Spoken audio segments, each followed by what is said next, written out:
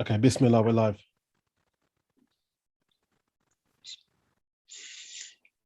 Alhamdulillah wassalatu wassalamu al-atammani al-akmalani ala Muhammadin Rasulillah سيد الأولين والآخرين وإمام الأنبياء والمرسلين والشافع المشفع يوم الدين وعلى آله الطيبين وأزواجه الطاهرات أمهات المؤمنين وصحابته الغر الميامين ومن استنى بسنته واهتدى بهديه إلى يوم الدين. أما بعد، حياكم الله أيها الإخوة والأخوات إلى هذا اللقاء المتواصل في ما يتعلق بالزواج في الإسلام وحقوق كل من الزوجين والمحاذير التي ينبغي توخيها واجتنابها وأسباب النجاح في الحياة الزوجية. All praises are due to Allah, and may the most complete and full salutations be showered upon Muhammad, the messenger of Allah, the leader of the first and the last, the Imam of the prophets and messengers, the intercessor whose intercession will be accepted on the day of recompense, and upon his good family and pure wives, his distinguished companions, and those who take his example as an example to be followed, and seek his guidance as a guidance to be followed until the day of recompense. To proceed, I welcome you all, O my brothers and sisters, to this continuing lesson, this continuing series of lessons that are around the topic of marriage. And in tonight's gathering, we'll look at marriage in Islam, and specifically the responsibilities that are upon each of the partners, the husband and the wife. And also we'll highlight some of the things that each of these should be aware of in terms of pitfalls and dangers, and then also the means by which they can have a successful marriage by the will of Allah. الله عز وجل ذكر الزواج في القرآن في مواضع عديدة، منها ما ذكره سبحانه وتعالى في آيات سورة الروم، الآيات من 20 إلى 21، التي بين فيها أن الزواج من آيات الله عز وجل. فقال سبحانه وتعالى: ومن آياته أن خلق لكم من أنفسكم أزواجا لتسكنوا إليها وجعل بينكم مودة ورحمة إن في ذلك لآيات لقوم يتفكرون. نعم. And we find that Allah the Most High, He has mentioned marriage in a number of verses in the Quran. And one of those places where He mentions marriage is in the chapter of the Romans, verse number 20. And in this particular context, He mentions marriage as being one of the signs of His signs, where He says that which means, and this is verse 20, and of His signs is that He created you from dust. Then suddenly you are human beings dispersing throughout the earth. And of His signs is that He created you from yourselves mates, i.e. partners, that you may find tranquility in them, and He placed between you affection and mercy. Indeed, in that are signs for a people who give thought. وعندما يعلم كل من الزوجين أن الحياة الزوجية دلالة على وحدانية الله جل في علاه، يحرص على أن يسير بها سيرا حسنا حتى تثبت تلك الدلالة على وحدانية الله وتستقر، ولا يكون الزوج أو الزوجة سببا في اضمحلال وزوال هذه العلاقة التي يحبها الله، لأنها دلالة على وحدانيته. قال تعالى: ومن آياته أي حججه وأدلته على ذلك، وأنه خلقهم من نفس واحدة وخلق منها زوجها ليسكن إليها. من آيات حكمته سبحانه، من الدلالات على حكمته سبحانه وتعالى أن جعل هذه الحياة الزوجية، ثم جعل بين الزوجين مودة ورحمة، ثم قال: إن في ذلك لآيات لقوم يتفكرون. فهذا يدل على أن المسلم ذكرا كان أو أنثى ينبغي عليه أن يتفكر في هذه الآية فيرعاها كما يرعى المزارع نبتته حتى تكبر وتقوى وتثمر، لأنه إن لم يرعها فسدت الثمرة واجتاحتها آفات وحشرات ودواب وهوام فأفسدتها عليه. وهكذا بذرة الحياة الزوجية إن لم يرعاها كل من الزوجين تسلطت عليها شياطين الإنس والجن ليفسدوها، لأنها من الدلالات على وحدانية الله. نعم، آسف طولت عليك. أبدا شيخنا، الله يبارك فيكم على هذه الكلمات الماتعة. And we should know and be aware that marriage is a sign and an indication of Allah's oneness and of the Tawheed, or the oneness of Allah. So with this being the case, the individuals, both partners, they should be keen to walk upon this path, the path of marriage and marital life, in a way that's good, so that this sign of Allah, this sign of marriage, which is a sign of the oneness of Allah, is something that can be manifest in a good, clear way, and so that it can carry on and it can continue. So neither the husband nor the wife should be a means for the obliteration or the destruction or the discontinuation of this connection between the two, which is a connection that Allah the Most High loves, as He has said in the verse that we've mentioned, and of His signs is that He created you from yourselves, mates or partners, that you may find tranquility. And when He says, the Most High, that from His signs, i.e. His evidences and His proofs, is that He created you both from yourselves, mates, to find tranquility and to find mercy. So this institution of marriage is an indication of the wisdom of Allah the Most High, and it's an indication that both spouses, they should this is what they should find within it: tranquility and mercy.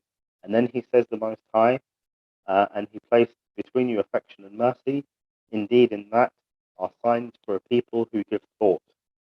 So this means that when Allah mentions this in the Quran, it means that it's incumbent, and it should be, that the individual who is married and who is partaking in this marital life, they should reflect upon being married, and they should reflect upon it as being a sign from Allah the Most High. And with this being the case, when they think and they ponder over this institution of marriage that Allah has made from one of His signs, they should see that it bears fruits, and when it bears fruits, they should nourish it such that the fruits grow and they multiply, and they are healthy. And this is like the marriage. If the individuals, the two partners, they do not nurture, feed, and sustain marital life, then the marital life will wither and die. And this is marital life. So both partners should do this, and they should endeavor to do this.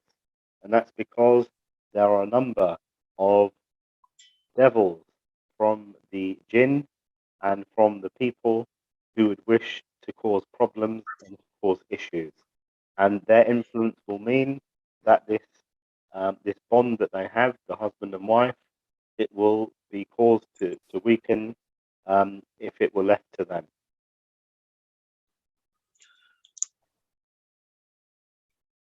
ومن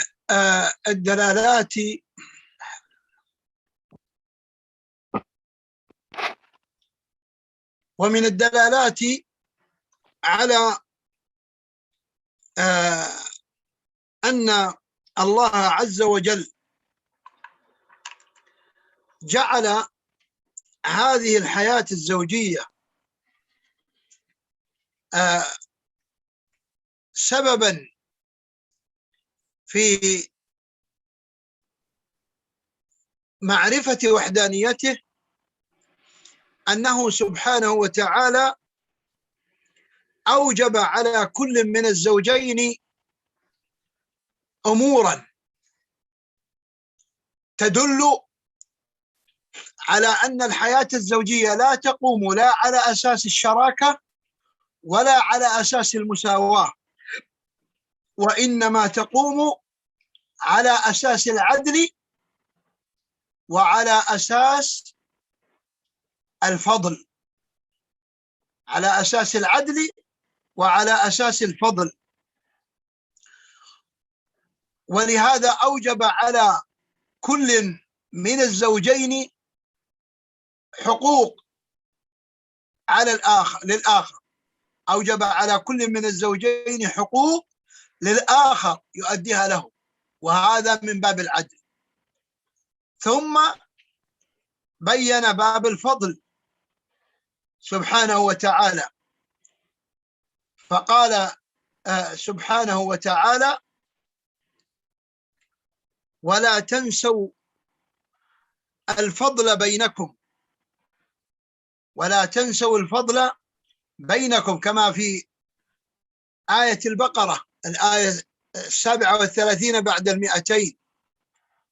قال وهو يخاطب الزوجين حتى بعد طلاقهما، يقول سبحانه وتعالى: ولا تنسوا الفضل بينكم إن الله بما تعملون بصير.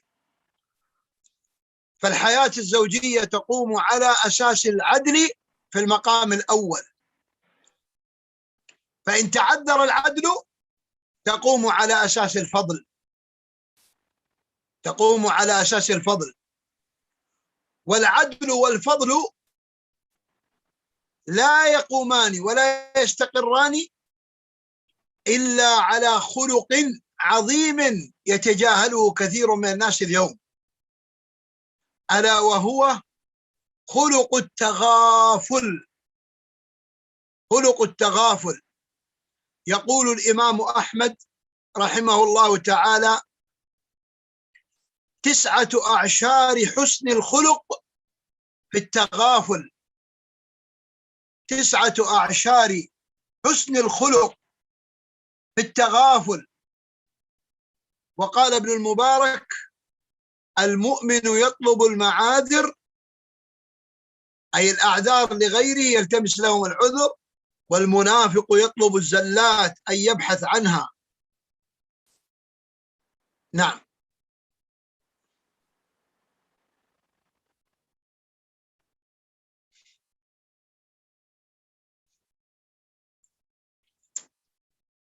So from the indications that Allah the Most High, or from the indications that Allah the Most High has made, is that this institution of marriage and marital life is a means by which people or the two partners can realize and actualize his oneness, so his tawheed.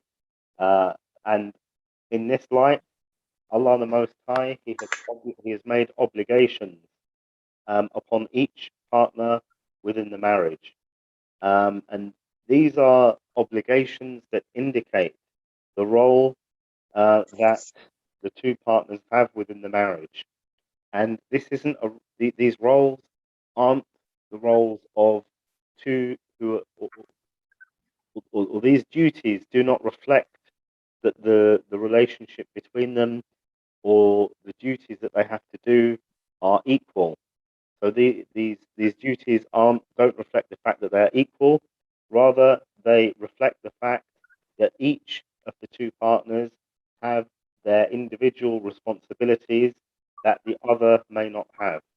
So they are, in this sense, they're differentiated responsibilities. And these responsibilities are built upon two principles. The first is that of being just. So that they cause and they result in justness between the two. And the second is that they result or they're built upon virtue and being good to one another. So for this reason, Allah the Most High, He has obligated upon each of the partners that which He has not obligated upon the other, so that the marriage can be successful. And this is from or built upon the principle of justness. And then Allah the Most High, He explains the fact that that both of them or both partners, they should not forget the graciousness or the virtue, as I've translated it, between them. And Allah the Most High says in the Quran, He says in the chapter of the cow, verse number 237, and do not forget graciousness, the fadl, the virtue between you. And the context of this verse is that Allah the Most High is addressing those who have separated and those who are divorced. And it may make it clearer if I read the translation of the verse, which is as such. And if you divorce them before you have touched them and you have already specified for them an obligation, then give half of what you've specified until they forego the right, or the one in whose hand is the marriage contract forgoes it. And to forego it is nearer to righteousness, and do not forget graciousness between you. Indeed, Allah, of whatever you do, is all seeing. So this is the characteristic of having graciousness or having virtue. And so yes, and this is the second principle upon which the marriage or the duties of the husband and wife are built upon. And these two principles, being just and being gracious, they do not stand, each of them, except through a great characteristic that each of the partners must have. And this is the characteristic of being pardoning or overseeing probably, well, overseeing or pardoning. So meaning to oversee or overlook the faults of each other. And Imam Ahmad, who was one of the scholars of Islam, he mentions that 9/10, so 90% of good manners is to oversee, i.e., or overlook, is to overlook, i.e., it's to overlook the errors or the mistakes that an individual, the companion, makes. And another one of the scholars, Ibn al-Mubarak, IBN ALMUBARAK, he said, the believer is the one who looks for excuses for the one who errs. It means, and the hypocrite is the one who looks for errors and jumps upon the errors. نعم. وهذا الخلق، خلق التغافل بين الزوجين خاصة، قرره الله عز وجل في القرآن وطبقه عمليا النبي صلى الله عليه وسلم. جاء في سورة النساء قول الله عز وجل: وعاشروهن بالمعروف، وعاشروهن بالمعروف، فإن كرهتموهن فعسى أن تكرهوا شيئا ويجعل الله فيه خيرا كثيرا، كما في الآية 19 من سورة النساء.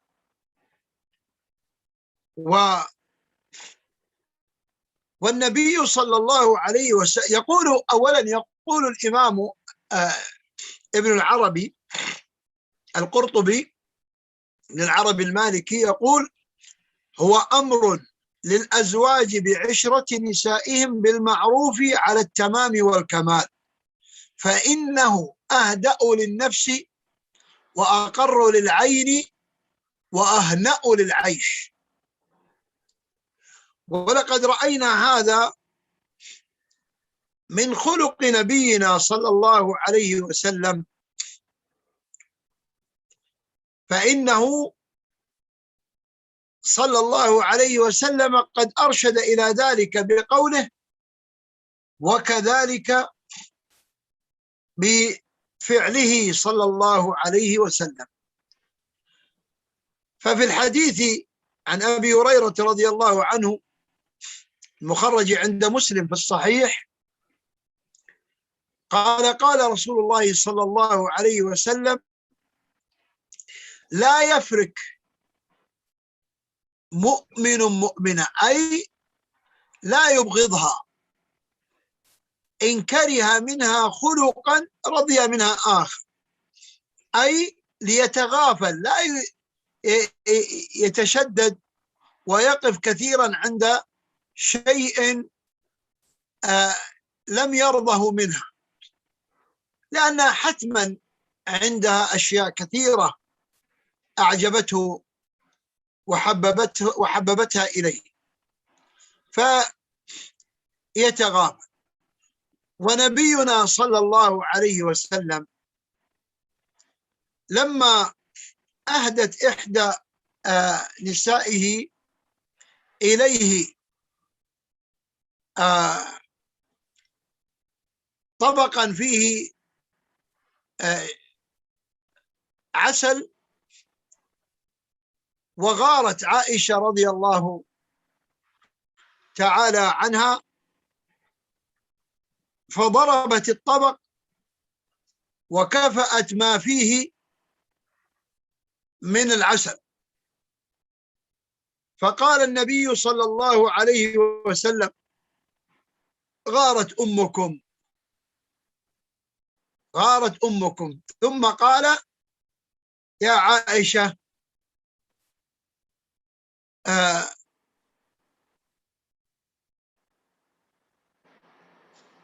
طبق بطبق، يعني تؤدين إليها طبقا بدلا عن الذي كسرتيه. ومعلوم أن جميع الأطباق هو الذي جاء بها، لأنها من بيوتاته، كلهن أزواجه وهي بيوتاته، ولكن هذا من حسن العشرة، فإنه لم يغضب ولم يعاقب. نعم.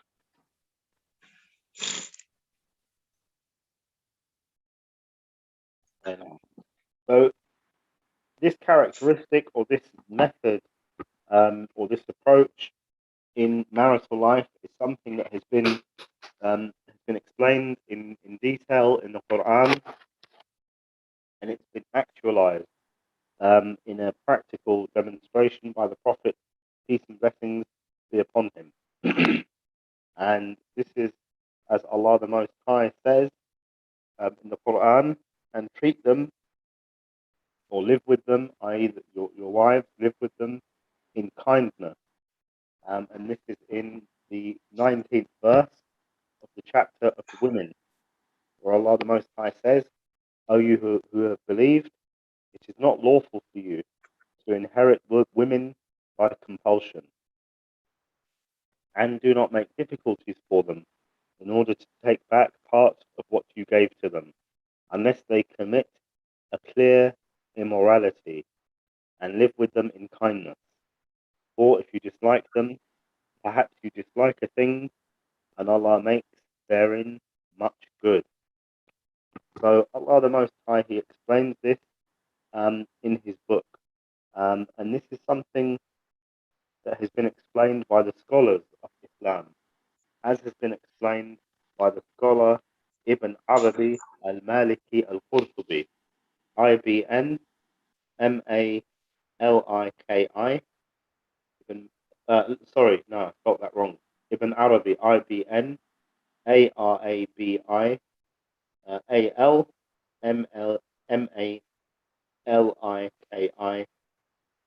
and he was from yes, well, yes, that was who he was.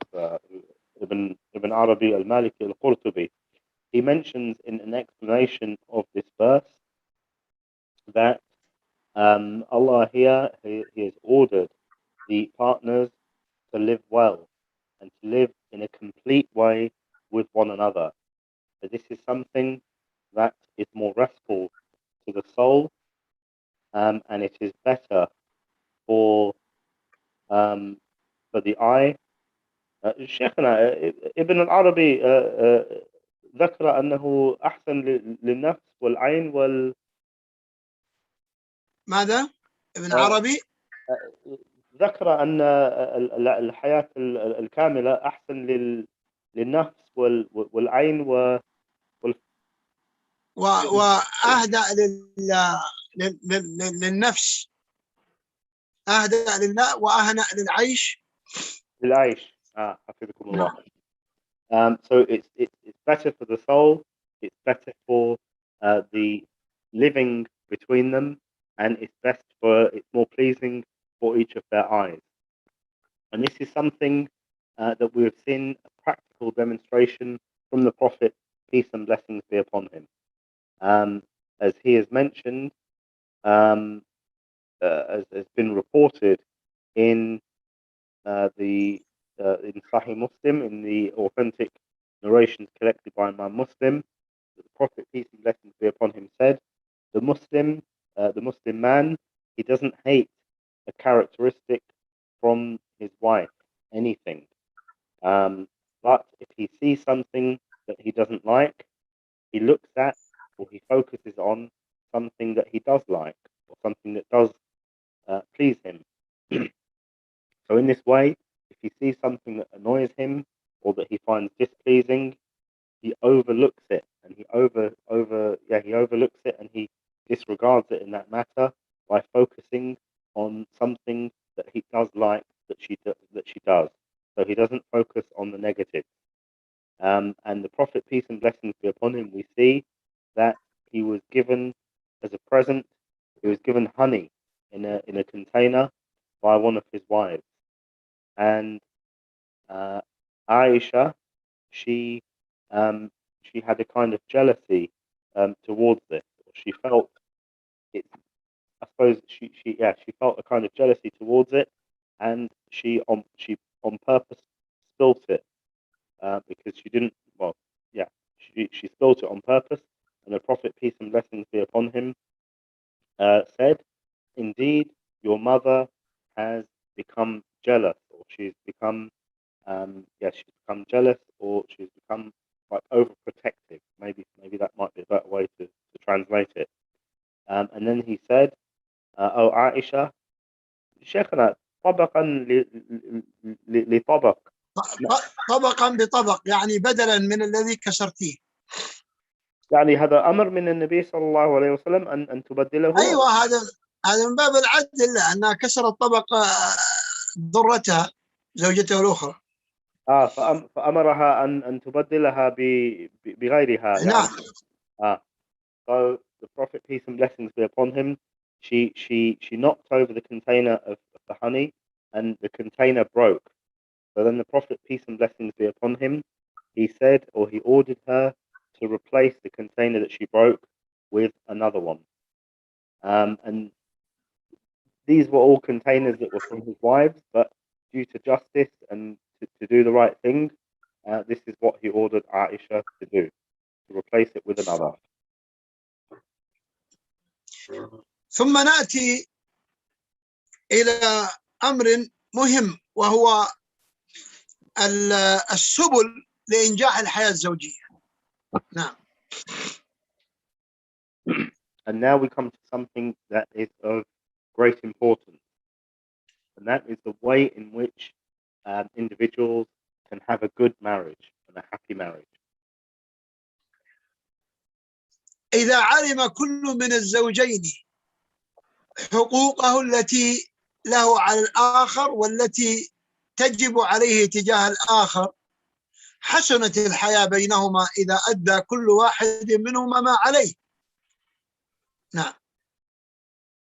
So to begin with, if each of them are aware of the respective rights that each has over the other and the responsibilities that each have, then this awareness in and of itself, it will facilitate them having a good, healthy relationship.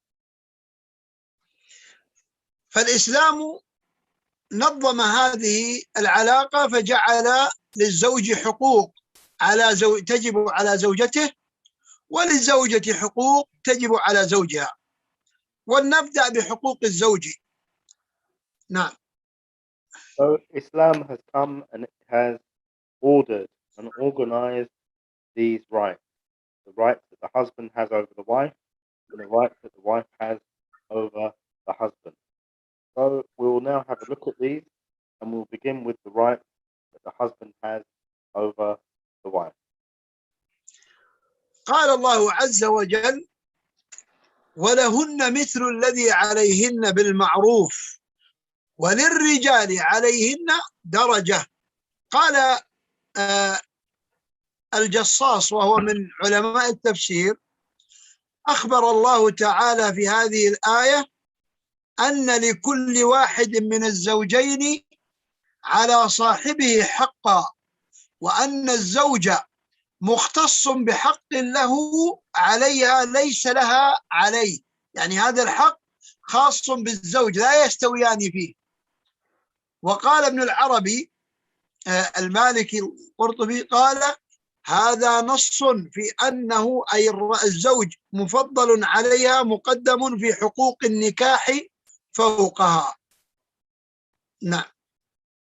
وسنبين هذه الحقوق، حقوق الزوج وحقوق النكاح التي فضل بها على زوجته، وهي أيضا لها حقوق مفضلة هي بها على زوجها.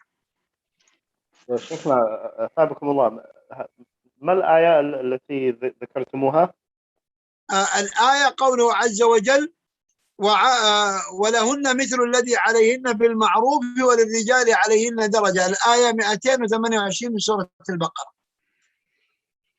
الآية عفوا شيخنا 228. الله شيخنا.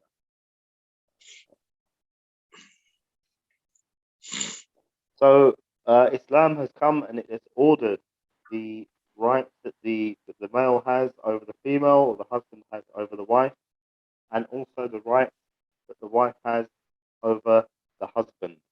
And when each of these partners know what each other's rights are, then they can traverse a good path and a good way to have to a happy and healthy marriage.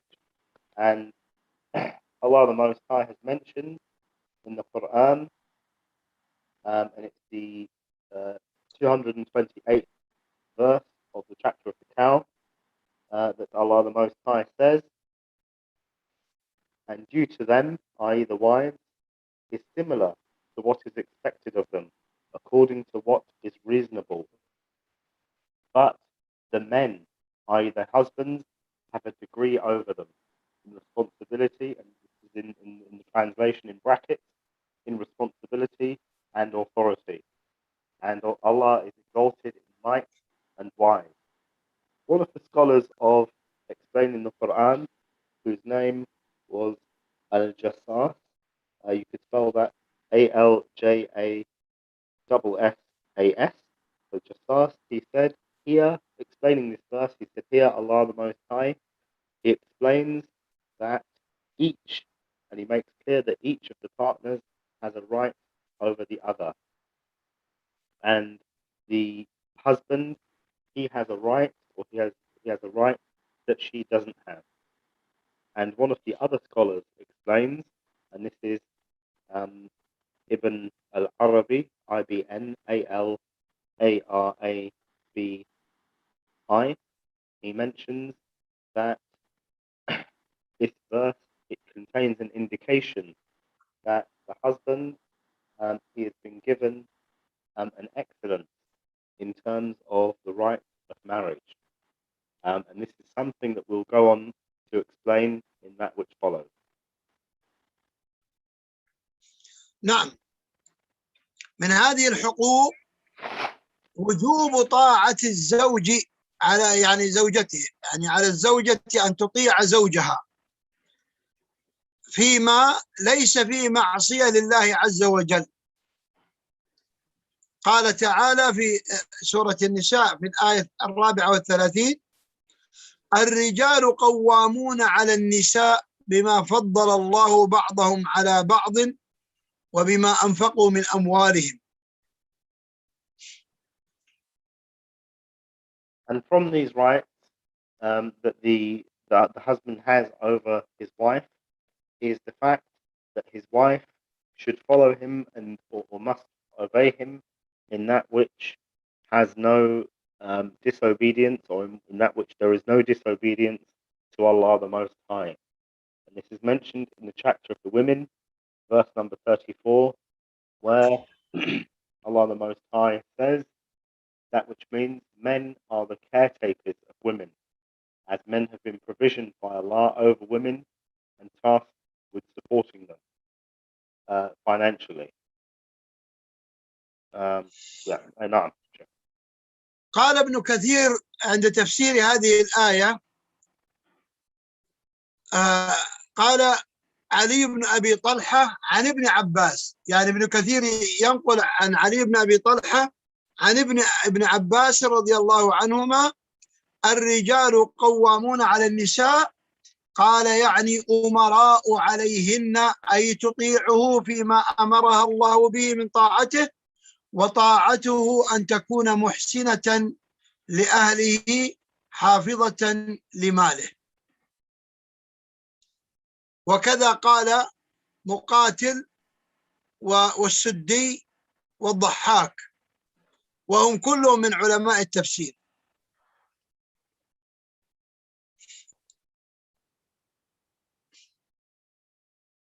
And the scholar of explaining the Quran, Ibn Kathir, Ibn-Kathir, he mentions in explanation of this verse, and the first portion of it, that which means men are the caretakers of women. He mentions through one of the scholars, Ali Ali Ibn Ibn Abi Abi Talha Thahla, on the authority of Ibn Abbas, Ibn Abbas, I'll be pleased with him and his father. The explanation of this verse, i.e., men are leaders or custodians over women, to the point that they have to obey in the marriage contract. She should, and this means that she should be good to his family, and she should work to preserve his wealth and to be mindful over his wealth. And this is the explanation that was not only given by Ibn Abbas, but it was also given by the scholars Al-Muqatil, Muqatil, and Ad-Dahak, Adh, Ch, HAK. ومن هذه الحقوق التي للزوج على زوجته تمكينه من الاستمتاع بها وقتما أراد، إن كانت أهلا للجماع، بمعنى أنها لم تكن حائضا، وإن كانت حائض مكنته من دون الفرج، مكنته من الاستمتاع بها من دون الفرج. وقد جاء في ذلك حديث يدل على عظيم وجوب هذا الحق على المرأة. فعن أبي هريرة رضي الله تعالى عنه قال قال رسول الله صلى الله عليه وسلم: إذا دعا الرجل امرأته إلى فراشه فأبت فبات غضبان عليها لعنتها الملائكة حتى تصبح. رواه البخاري ومسلم. نعم.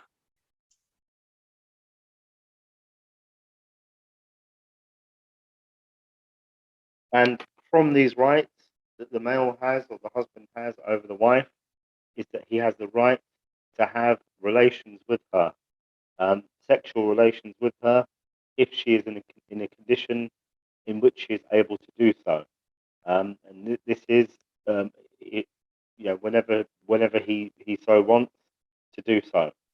And when we say that if she is in a condition to do so, i.e., she isn't having her period, and if she is in her time of her period, then she should allow him to do that which which fulfills his desire, but he should avoid the private parts. And there is a narration of the Prophet, peace and blessings be upon him, that shows the strength of the obligation of the wife to do this, and it was on the authority of Abu Huraira, Abu Hurairah,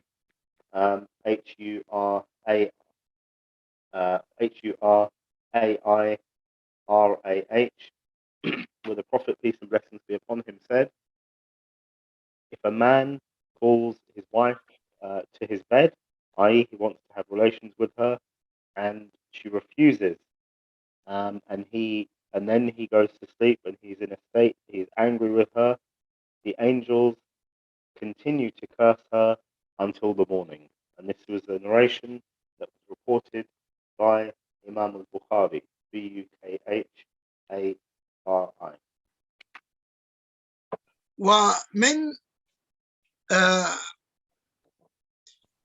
ما تعذر المرأة فيه من الجماع في القبل أن تكون صائمة صوم فريضة، أو أن تكون مريضة ويضرها الجماع، فعندئذ لا شيء عليها إن امتنعت ولو غضب الزوج. And furthermore, to the last point, the things that legitimately excuse a wife from partaking in relations with her husband is that if she is fasting, a fasting that is obligatory, or that she is sick and having relations with the husband will increase her in sickness. In this case, she is not obligated to do so, i.e., to fulfill the relations. And if he goes to sleep and he's upset with her, then the previous warning or the previous punishment is not applicable. وقد جاء في الحديث أن النبي صلى الله عليه وسلم قال أو أمر المرأة أن تجيب زوجها إذا دعاها إلى الفراش ولو كانت على ظهر قتب، أي على ظهر البعير، عازمة على السفر أو غيره.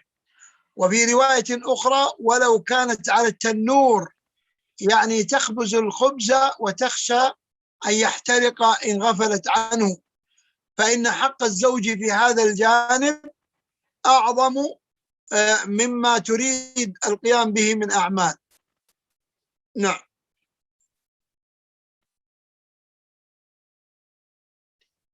And in another narration of the Prophet, peace and blessings be upon him, he ordered and instructed the woman to answer the call of her husband to the bed, even if it is upon the back of the camel, i.e., he is about to go traveling, and even if she is about to bake the bread, or bake, even if she is about to bake.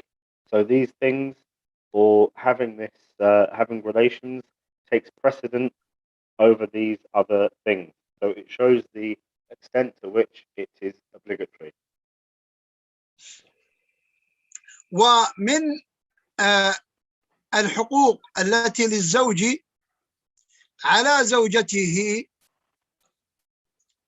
عدم الإذن لمن يكره بالدخول إلى بيته ولو كانوا من أقربائها.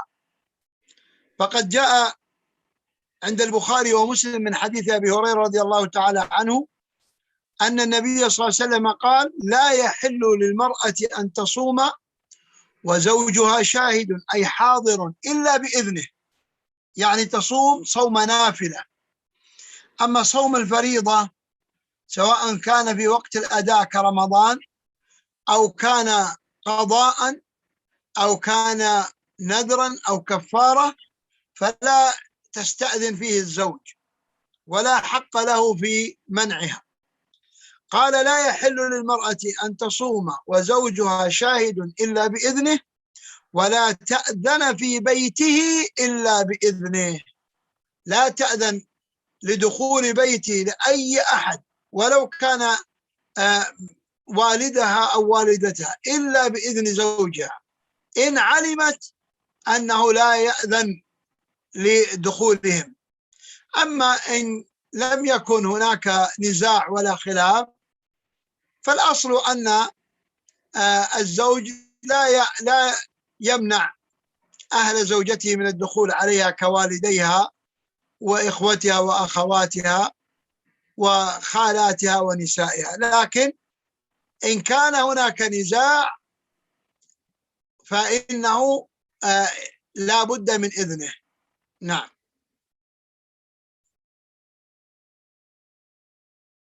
And from the rights that the husband has over the wife is that if there are individuals whom he doesn't like, or he doesn't get on with, or he doesn't want to come into the house, then he has the right to prevent them coming in the house. And this is due to the narration of the Prophet, peace and blessings be upon him, where he said that indeed the woman should not fast if her husband is present except for with his permission. And the reference to the fasting here is the fasting that is not obligatory. So the fasting that is not obviously the fasting of Ramadan, or the making up days of Ramadan, or the fasting of, if she made an oath and she said that, if something happens by Allah, I will fast, and she is fasting for this reason. So for these reasons, he isn't allowed to, or she doesn't have to seek his consent or his permission to fast. And going back to the narration, so she shouldn't fast except with the other than the obligatory, except for with his permission, and she shouldn't let anyone in the home that he is not pleased with. And again, this is even if it's her relatives, even if it's her mum and dad, if there is an issue and he doesn't want them to come in the house, then she is to prevent them coming in the house. But the norm is that permission is allowed, but if there is an issue or a matter, and as a result of that he isn't happy with them coming in or spending time with them, then she has to seek his permission. ومن حقوق الزوج على زوجته عدم الخروج من بيت الزوجية إلا بإذنه، فهذا حق له. نعم. And also, ولو كان الخروج لزيارة أب مريض أو أم مريضة، فلا بد من الاستئذان من زوجها. نعم. From the rights that he has over his wife is that she should not leave the house, or she cannot leave the house except for with his permission. Even if she is going to visit her mother and father who are sick, she must seek his permission to do so. ومن الحقوق أيضا التي للزوج على زوجته أن تقوم بحسن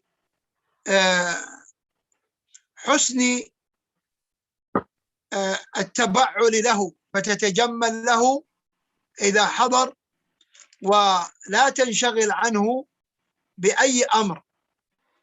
نعم.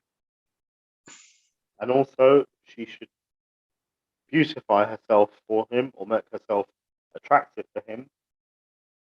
Excuse me. And when he's present, she shouldn't ignore him or be unmindful of him. وكذلك من حقه عليها أن تقوم بخدمته وخدمة البيت. قال شيخ الإسلام ابن تيمية رحمه الله تعالى كما في الفتاوى في المجلد الرابع في الصحيفة 61 بعد 500، قال: وتجب خدمة زوجها بالمعروف من مثلها لمثله، ويتنوع ذلك بتنوع الأحوال، فخدمة البدوية ليست كخدمة القروية، وخدمة القوية وخدمة الزوجة القوية ليست كخدمة الضعيفة، لكن بالجملة خدمة الزوج واجبة على المرأة على زوجته، وكل بحسبها. نعم.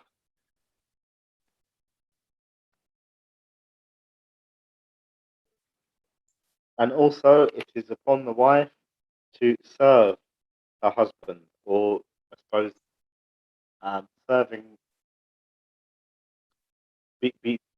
perform duties for her husband. So I suppose things like cooking, etc. The Sheikh didn't say that. That's my explanation of cooking, of khidmah, of service. And this serving the husband, it's been explained by Sheikh Islam Ibn Taymiyyah in his collection of verdicts in volume 4, page 561, where he said that it's obligatory upon the wife to serve her husband in that which is good. And this serving, it takes different forms, it's of different types. So the serving that a Bedouin wife would do for her husband would differ from the serving that a city-dwelling wife would make for her husband. The serving that a weak woman or wife would do would be different from the serving that a wife who has strength she would do. So it's all respective. However, the principle of serving the husband is obligatory upon them all, and the actual makeup of it and what it would look like, it differs, as we've explained, and it differs in terms or in reflection of the difference of the condition of the wife. ثم نأتي الآن إلى حقوق الزوجة على زوجها. فكما أن الإسلام أوجب على الزوجة حقوق لزوجها، كذلك أوجب للزوجة حقوق على زوجها. فمن ذلك حقوق مالية وحقوق غير مالية. أما الحقوق المالية فمنها المهر أولا، فهو حقها تستحقه لنفسها، كما قال الله عز وجل: وآتوا النساء صدقاتهن نحلة. وقال سبحانه وتعالى. نعم. ترجمة. And as we have said, just as the husband has rights over the wife has rights over the this is the way that Islam has organized the institution of marriage. And the rights that she has over him, they are of two types. There's the rights that are financial rights that she has, and there are rights that are other than financial. So from the financial rights that she has, first and foremost, is that he gives her the dowry, the money that's given when they get married. So this is her right, and this is something that he must give. And Allah the Most High has mentioned this in the Quran, and He has said, give them the money, i.e. give them the dowry.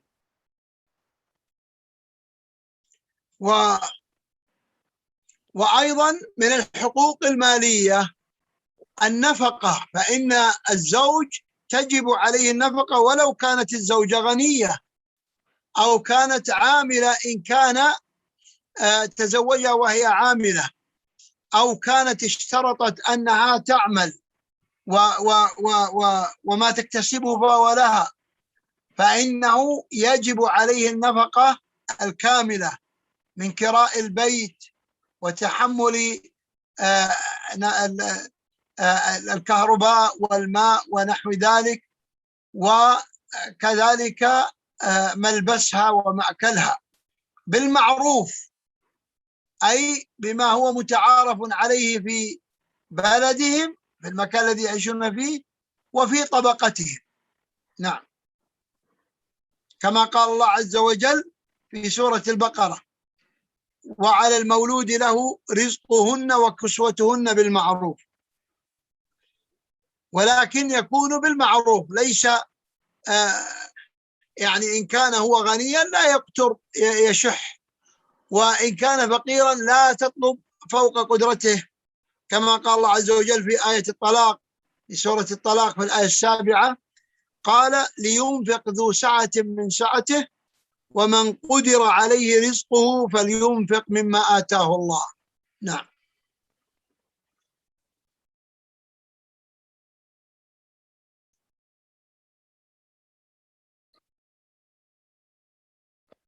In addition to this, to the financial rights that the wife has over the husband, the next right that she has is the right for, I suppose, maintenance, or right to be sustained. And that we'll go on to explain what that means in a second. And this is irrespective of whether the wife is rich or affluent, or whether she's working or not working. This is her right. So this kind of maintenance, or these costs, this is the her having a house or home, a place to live, electricity, water, etc., her clothes, her food. These are all the financial responsibilities of the husband, and it's defined within the parameters of that which is normal, or that which is the norms of the people, reflective of the place that they live, and also their rank or their status in terms of their income. So whether they are rich or whether they're poor, or whether they are kind of middling income. So these things, the house, the electricity, the clothes, the food, they should reflect both of these. The place that they live, and also their kind of rank in terms of their income. And this is as Allah the Most High has mentioned, and upon the newlyborns is to clothe them in that which is good, or that which is, I suppose, the norms of the people. And also Allah has mentioned this in the 6th verse of the chapter of divorce: those who have ability to pay, then they should pay. And those who have difficulty, financial constraints, then they should pay that which they are able to, or to the level to which they can. ومن الحقوق غير ومن الحقوق المالية أيضا قلنا تأمين السكن، وذلك لقوله عز وجل: أسكنوهن من حيث سكنتم من وجدكم، يعني من طاقتكم، فيسكنها على قدر طاقته. نعم.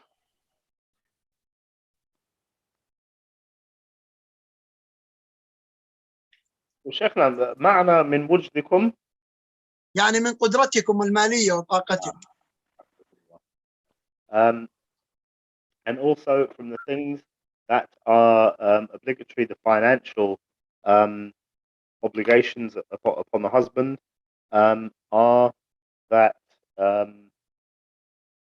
he should pay for the housing, and this is due to that which Allah says in the chapter of divorce.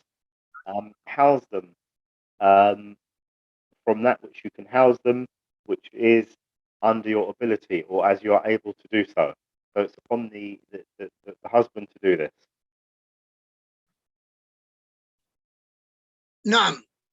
وكذلك من الحقوق التي للزوجة على زوجها من غير الحقوق المالية حسن العشرة، حسن العشرة منه لها، فإنها تجب عليه، فيعاملها بحسن الخلق، ويعاملها بالرفق، ويعاملها باللين الذي يتناسب مع وصفها كأنثى، وأيضا يثني عليها ويشكر لها ما تقوم به من أعمال، ولا يذكرها ولا يذكر لها ما حصل من قصور، فإننا كما قدمنا أن التغافل 9 أعشار السعادة، فيتغافل عما عجزت عنه أو أخفقت فيه، ويثني عليها ولو كان هذا الثناء ليس له سبب.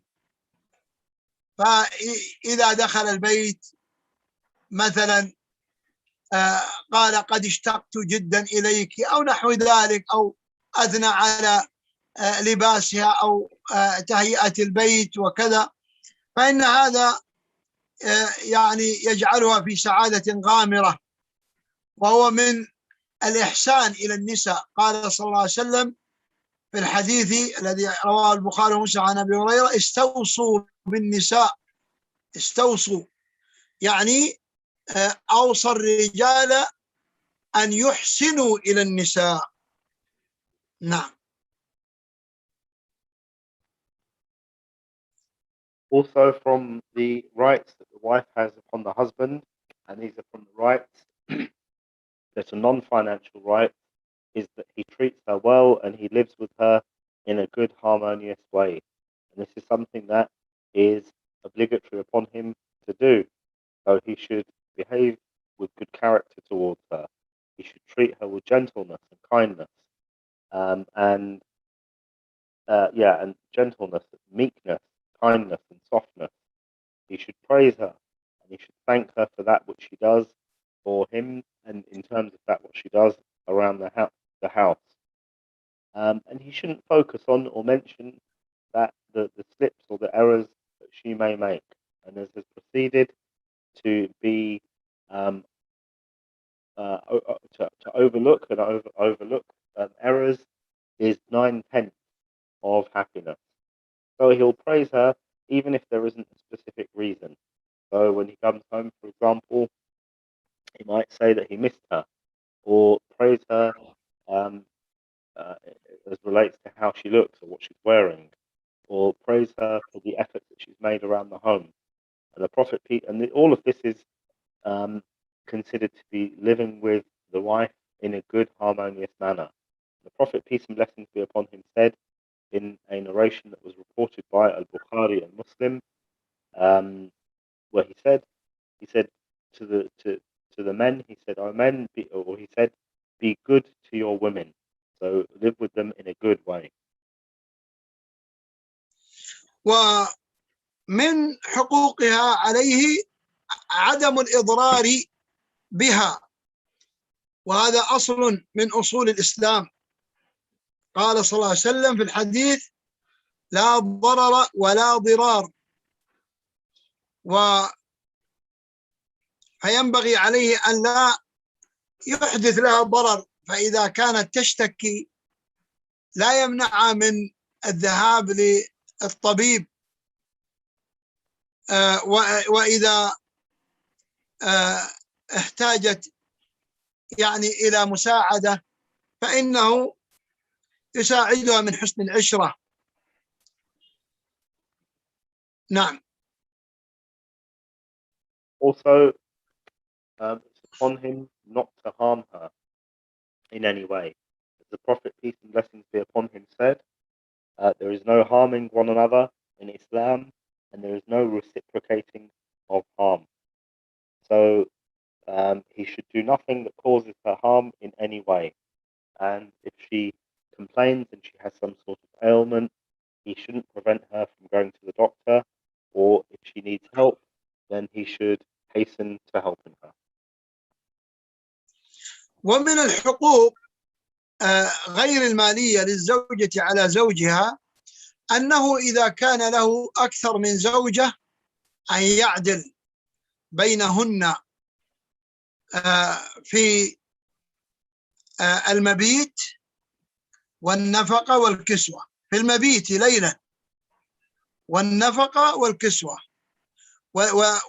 والنفقة أي النفقة على الزوجة وليس على البيوتات بالسوية، فقد يكون بيت فيه زوجة وحدها، وبيت آخر فيه زوجة وابن، وبيت ثالث فيه زوجة وابن وابنة، وهكذا. فإن المطلوب أن يجعل لكل واحدة من الزوجات مقدارا مساويا في النفقة دون النفقة التي تخص الأبناء. والأمر الثاني أنه لا يعتبر ما تحتاجه المرأة من علاج أو من مصاريف البيت داخل ضمن نفقتها، لأن مصاريف البيت الذي فيه ثلاثة ليس كمصاريف البيت الذي فيه زوجة وحدها. فمن كان عندها طفل أو طفلين طفل أو طفلان فإن المصروف يكون أعلى، لكن ينبغي أن يفصل نفقة الزوجات عن نفقة الأبناء وعن تكاليف السكنى وتكاليف المعيشة لكل بيت. نعم.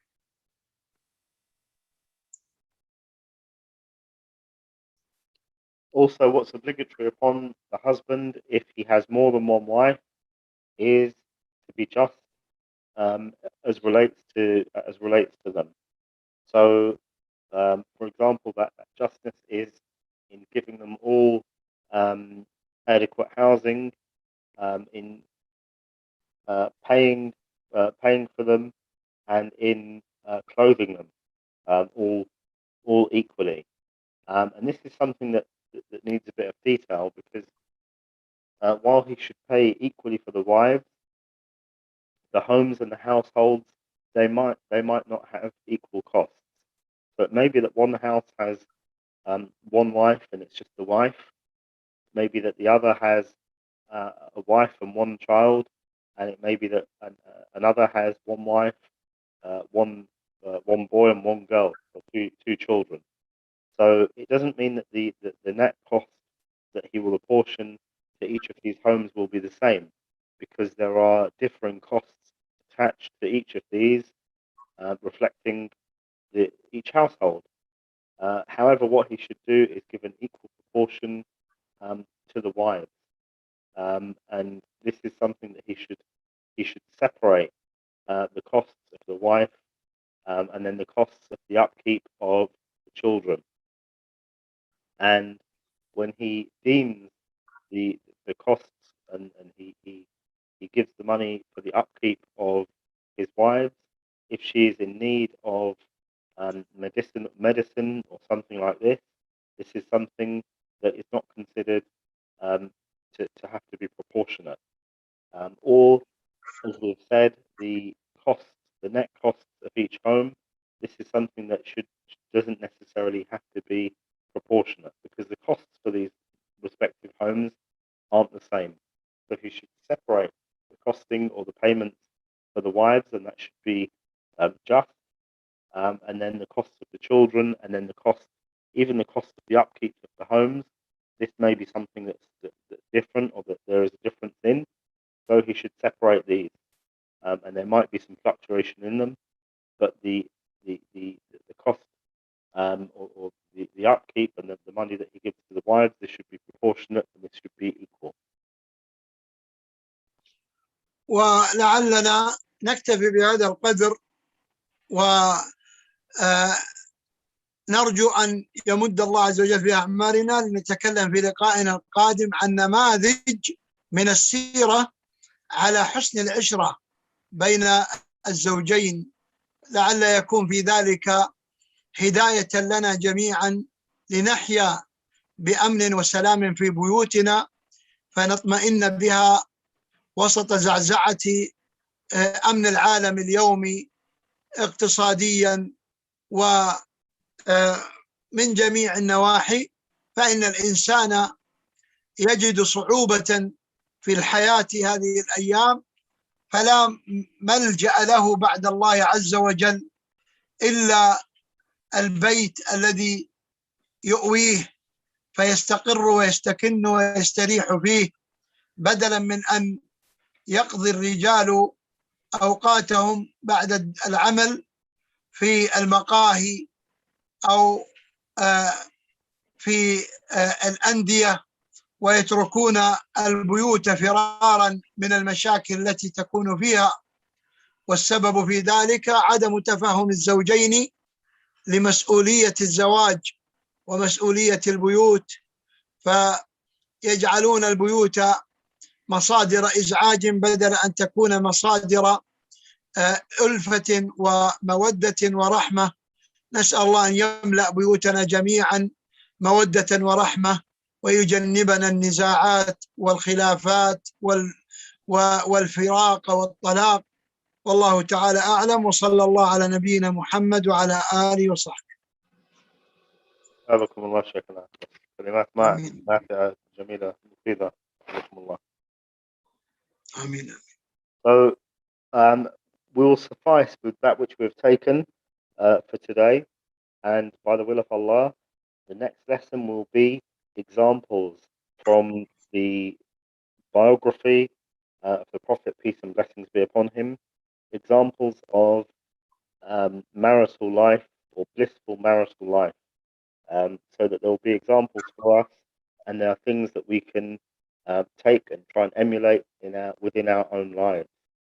And in this day and age, there are so many economic stresses and other stresses of the modern world.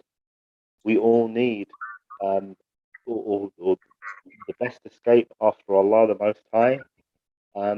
There's no better escape after Allah in Allah the Most High.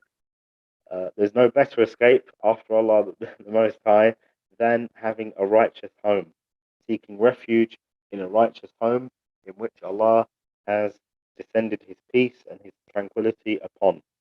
And it's a sad case that we see that there are men who they flee from their homes due to the difficulties and the darkness that are filled within their homes and the difficulties. They flee to coffee shops, and they go to the coffee shops and other such places to seek refuge from the homes and the oppression that they feel, or the heavy atmosphere that they feel at the home, due to the lack of each of the partners, of him and her, giving each other the rights that are due to them. So I ask Allah the Most High to fill our houses in our households, our homes, with all that is good, and to make them places of serenity, tranquility, of mercy and love, and to enable us to come together in this marital life upon that. And may Allah send and shower peace and salutations upon His Prophet Muhammad and upon his family and companions to the day of resurrection. أثابكم الله شيخنا. شيخنا حفظكم وإياكم الله يحفظك. جزاكم الله. الله خير. محاضرة جميلة جدا يا شيخنا، الله يبارك فيكم. الحمد لله، توفيق من الله. Okay, alhamdulillah. شيخنا لدينا بعض I'm just Abdul Hakim, I'm just explaining to Sheikh that we've got some questions. نعم. I was going to نعم say, لا بأس. تفضل. I was going to say, because we've gone over and it's 9 now, we can save, because it's answered most of the questions anyway. Okay. To be honest with you, as I said, it's 9 and we're supposed to finish at 9. So inshallah, I'll save the questions till inshallah next week. We'll see if we can probably even answer the questions first and then get onto the topic, inshallah. Because as I said, next week will be the talk will be very short because we are presenting examples, and then we can take the questions. Inshallah. Okay, Jazakallah khair, Sheikh. Jazakallah khair, Akil. Thank you very much, Jazakallah khair, Tom. We'll see you next week, inshallah. Inshallah. Assalamu alaikum wa rahmatullahi. Wa alaikum assalam.